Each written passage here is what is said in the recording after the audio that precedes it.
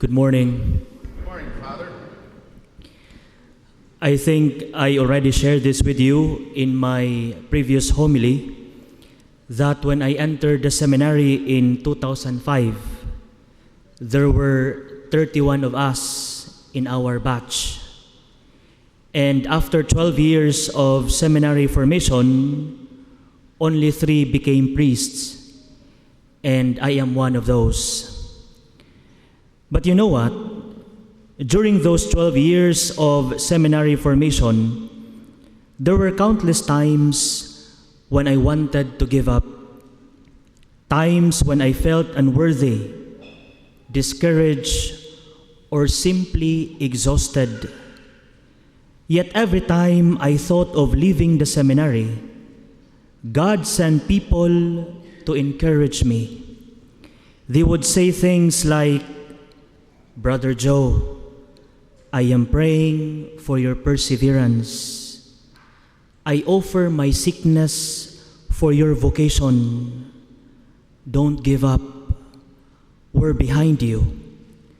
And whenever I heard those words, I felt ashamed of myself because I was ready to give up. And yet, so many people were carrying me in their prayers. At the same time, I also felt strengthened, knowing that I was not alone. So I persevered, not because I was strong, but because I was supported. I became a priest not only through my own efforts, but because many people held up my arms when I could no longer do it on my own. And this is the image we see in today's first reading. As we heard, Israel was at war with Amalek. While Joshua and the soldiers were fighting in the valley, Moses was on top of the hill, holding the staff of God. As long as his hands were raised, Israel had the upper hand. But when his arms grew tired and dropped, the Amalekites began to win. So what did Aaron and Hur do?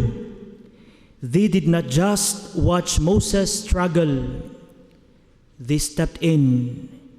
They placed a stone under him, and each of them held up one of his arms. Because of their support, Moses was able to keep his hands raised, and Israel won the battle.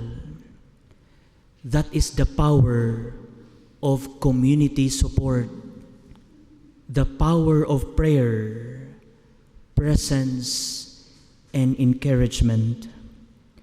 In the second reading, St. Paul does the same thing for Timothy.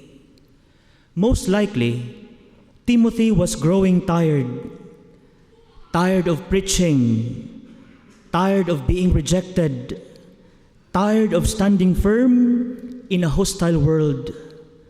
But Paul, understanding Timothy's struggle, wrote to encourage him. He reminded him of his calling and urged him to stay the course. Paul said, "Remain faithful. Continue to proclaim the word, whether it is convenient or inconvenient. Stay strong. Persevere. Never give up." Brothers and sisters, we all have our battles in life. For some, it is sickness. For others, it's family problems, depression, financial burdens, or spiritual dryness. And like Moses, our arms grow tired.